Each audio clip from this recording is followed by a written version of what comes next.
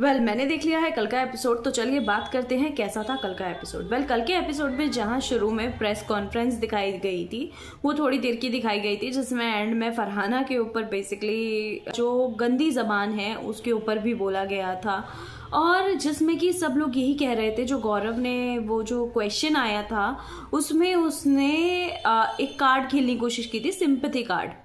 तो सबके बारे में हम बात करेंगे। मैं ही हूँ श्वेता और आप देख रहे हैं वाणी रिव्यू। प्रेस कॉन्फ्रेंस में जिस तरह की चीजें हुई, एज यूजुअल सब बचते हुए नजर आए। किसी के पास एक्यूरेट जवाब नहीं था। तानिया मित्तल ने तो इनफेक्ट साफ तक कह दिया, मुझे तो याद नहीं, मैंने बोला है और मैंने बोला है तो सॉरी। मतलब आने के बाद आप ये एक्सपेक्ट कर सकते हैं जब तानिया मित्तल इस गेम से बाहर निकलेंगी तो वो सिर्फ यही कहेंगी, या तो मुझे याद नहीं है, या फिर वो इन चीज़ों में कहेंगी मैं तो सिर्फ उतना दिखा रही हूँ जितना मुझे आपको दिखाना है। ये चीज़ उसने कल भी कह दी, महल कुछ नहीं है। उसने कहा 1 साल बाद, 2 साल बाद, 3, 4, 5 साल बाद जब मैं आपको दिखाऊंगी तब आपको पता चलेगा। इसका मतलब अभी कुछ है नहीं, ये चीज़ें साफ पता चल रही हैं। और आने के बाद ये कहेंगी कि मेरा तो गेम प्लान था, मैं तो ऐसा ही चाहती थी, और वो ऐसा हो भी रहा है। जिसमें कि जब उसके बाद हमने देखा गया कि जीके ने फरहाना को बोला डस्टबिन के से मुंह वाली। प्रणीत नो डाउट इस झगड़े को रोकना चाहता था। खैर जीके का फटना मुझे लगता है कहीं ना कहीं जायज भी था, मैं उसको डिफेंड नहीं कर रही हूँ। फरहाना ने तो इससे बहुत कुछ बोला है, बट जीके की इस टाइम अगर ये चीजें निकल रही हैं तो कहीं ना कहीं ये सवाल तो पक्का उठना लाजमी सा है कि क्या जो इतने दिन से कर रहा था वो कहीं ना कहीं एक फेक पर्सनालिटी थी। जैसे कि सवाल उठते भी आ रहे हैं, क्योंकि कोई इंसान ऐसा कैसे हो सकता है, ये जाहिर सी बात है, ये सवाल तो उठेंगे ही उठेंगे। जिसमें कि जीके ने बोला, अब इन लोगों ने स्टार्टिंग में तो जीके को बिल्कुल भी कैप्टेंसी नहीं दिया, अब एंड में कैप्टेंसी आई है तो ऑब्वियसली कैप्टेंसी के साथ जिम्मेदारियां भी आई हैं, जिस वजह से ये सारी चीजें होती नजर आ रही हैं। वहीं पे फरहाना तो ऑलरेडी इतना कुछ बोलती ही है, तो फरहाना के बोलने का तो अब देखिए उसके सामने जो बोलता है ना वो थोड़ा दब जाती है। जैसे हमें अमाल की चीजें याद नहीं है, हम अमाल की चीजें इतनी नहीं गाते हैं। साथ ही साथ नीलम ने क्या बोला, नीलम के साथ भी फरहाना की लड़ाई है, नीलम ने क्या बोला वो चीज याद नहीं है, बट फरहाना ने क्या बोला है वो याद है।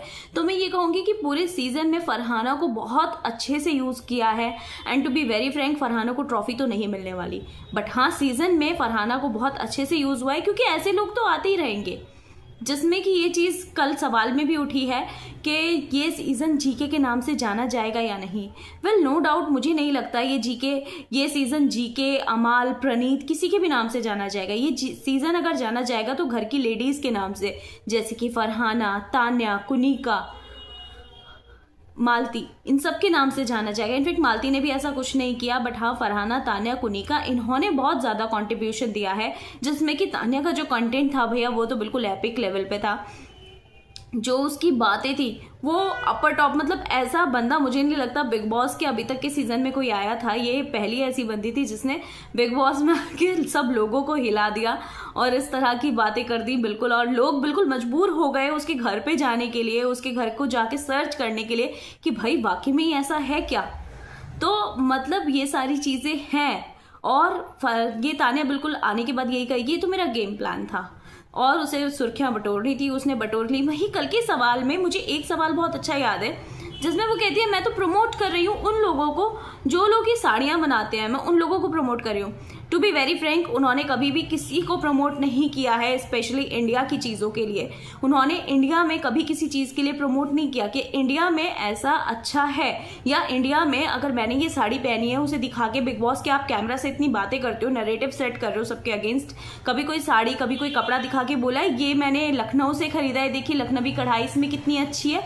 आपको यहाँ साड़ियाँ बेचनी नहीं थी, बट आप कैमरा में ये चीज़ दिखा के आप पर्टिकुलर एक जगह के बारे में तो बोल सकते थे ना, बट नहीं, आप यहाँ पे वहीं गलत हो कि आपने किसी जगह का, किसी भी चीज़ की जो स्पेशलिटी है जिसको आप पहन के दिखा रहे हो वो आपने प्रमोशन नहीं किया। आपने बेसिकली अपना प्रमोशन किया, आपने अपना जो काम था उसकी फैक्ट्रियों का गुणगान किया है, बट आपने इंडिया की किसी भी चीज़ का प्रमोशन नहीं किया।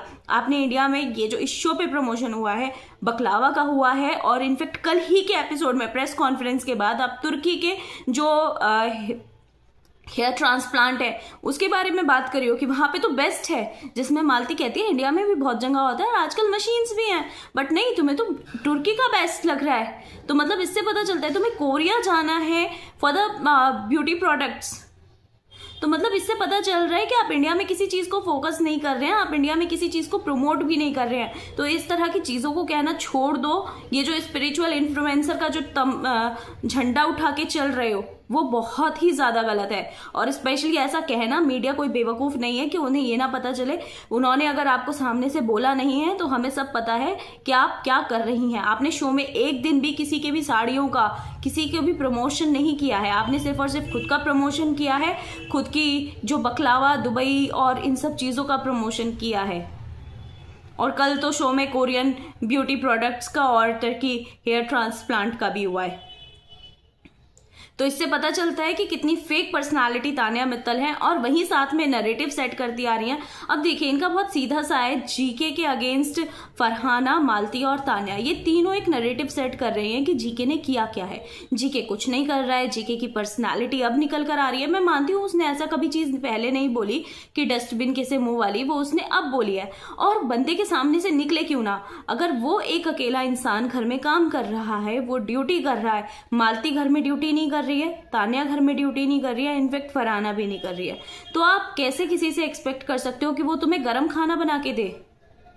जब आप खुद कुछ नहीं कर रहे हो तो आप सामने वाले से कैसे एक्सपेक्ट कर सकते हो गर्म खाना बनाने की? और वो भी आपको फ्रेश फूड चाहिए। तान्या वहीं परसों के एपिसोड में कहती हुई दिखती है कि मुझे तो खाना बनाना नहीं आता, और वहीं उसके 2 मिनट बाद कहती है मैं तो अपना बना लूंगी। तो इसका मतलब ये तो आपके डबल स्टैंडर्ड है ना, कि आप खाना बनाना नहीं चाहते थे, आप अपना बना सकते हो, बट आप पूरे घर का नहीं बनाना चाहते, जिसमें पूरे घर में सिर्फ अब 5 लोग रह गए हैं। मालती का इविक्शन हो जाएगा, वो आज रात दिखा देंगे आपको मालती का इविक्शन होता हुआ। तो ये सारी चीजें सबके डबल स्टैंडर्ड दिखा रहा है कि फरहाना ने किस तरह से क्या क्या बोला है। और टू बी सीरियसली बता रही हूँ ना, फरहाना को ट्रॉफी मिलने वाली है, तान्या को भी मुझे नहीं लगता। और सीधा सीधा विनर तो खैर नो डाउट जीके या प्रणीत में से ही कोई होगा। और ये चीज जो जीके और प्रणीत ने साथ में सोची थी कि हम दोनों साथ में लाइट्स बंद करें घर की, तो मुझे वो चीज सच होती नजर आ रही है।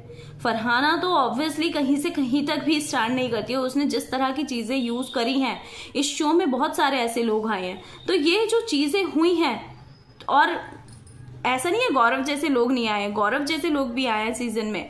तो ये सारी जो चीजें हो रही हैं वो कहीं ना कहीं ये बताती हैं कि भाई एट द एंड जीतेगा कौन? जीतेगा तो वही ना जिसने शो में अपने जो पर्सनालिटी है उसको बिल्कुल नीट एंड क्लीन रखा है, क्योंकि दुनिया तो बाहर देख रही है। एट द एंड कहीं ना कहीं वो इंसान पसंद भी आने लगता है, अब भले ही उसने कैरेक्टर प्ले किया हो या कुछ भी किया हो। अब इसे तुम अनुपमा का अनुज का कैरेक्टर कह लो, बट 3 महीने जितनी लंबी स्क्रिप्ट भी अगर कोई प्ले कर रहा है तो सीरियसली मुझे तो वो बहुत पसंद आया, और मुझे कहीं ना कहीं वो जीतते हुए भी दिख रहा है। वो या प्रणीत, और प्रणीत या जीके में से कोई जीते, देखिए मुझे तो कोई फर्क नहीं पड़ेगा, बट हाँ एक चीज जो पता चल रही है कि शो में इस बार जीतेगा कोई ऐसा ही इंसान। साथ ही साथ वहीं पे ये भी दिखा कि जो ये सारी चीजें हो रही हैं ये अब जीके के अगेंस्ट क्यों खड़े हैं। ये सब जीके के अगेंस्ट इसलिए खड़े हैं क्योंकि इन्हें पता है जीके ट्रॉफी ले जाएगा। इन्हें इन सब लोगों को आइडिया लग गया है प्रेस कॉन्फ्रेंस से, जिस वजह से जीके को टारगेट किया जा रहा है कि जीके कहीं ना कहीं से उसको डिमीन कर सके, उसकी पर्सनालिटी, उसके लोगों के माइंड में कुछ फेक नैरेटिव सेट कर सके। बट जो लोग 3 महीने से देखते आ रहे हैं तो सॉरी टू से बेवकूफ तो वो भी नहीं है, उनको इतना समझ आ रहा है कि हमें किसको जिताना है ये शो, या हमें किसके लिए वोटिंग करनी है। तो 1 या 2 दिन 3 दिन के फेक नैरेटिव से कुछ नहीं होगा। ये सारे के सारे लोग एक जगह ही इसीलिए पड़े हैं क्योंकि अब इन्हें जीके को हटाना है उस तरह से कि जो उसके साइड वाला बंदा हो वो जीत जाए। आपको क्या लगता है ये जो फरहाना और जीके का मामला था, क्या वाकई में ही फरहाना का जो मीनिंग था कहने का वो इतना इजी था कि हाँ सामने से जीके को भी इतना इजीली जवाब दे देना चाहिए था, या उसके लिए खाना बना के रेडी रख देना चाहिए था?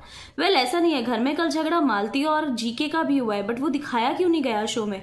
वो इसीलिए नहीं दिखाया गया क्योंकि भाई उसमें कुछ ऐसी गाली गलौच या वो नहीं हुआ था। पूरा जो बिग बॉस 19 के जो मेकर्स हैं ये सारे के सारे फरहाना के कंटेंट को बहुत अच्छे से यूज कर रहे हैं, क्योंकि नो डाउट कंटेंट तो केवल वहीं से ही आ रहा है। फरहाना अगर किसी के साथ नहीं भिड़ती तो ऑब्वियसली कंटेंट नहीं आता। और ये बात भी बिल्कुल पक्की है कि ये जो मालती और जीके, ये फरहाना और जीके का मैटर था या मालती या जीके का, ये सब सिर्फ और सिर्फ जीके के इसलिए पीछे पड़े हैं क्योंकि कहीं ना कहीं से इन्हें वहाँ लग रहा है कि वहाँ ट्रॉफी जाएगी, तो बेटर है अब उसके पीछे पड़ो। वेल, आपको क्या लगता है टॉप 2 फाइनलिस्ट कौन होंगे बिग बॉस 19 के? कमेंट करके जरूर बताइएगा। क्या मेरा प्रेडिक्शन बिल्कुल सही है? आप उससे सहमत हैं तो कमेंट जरूर कीजिएगा।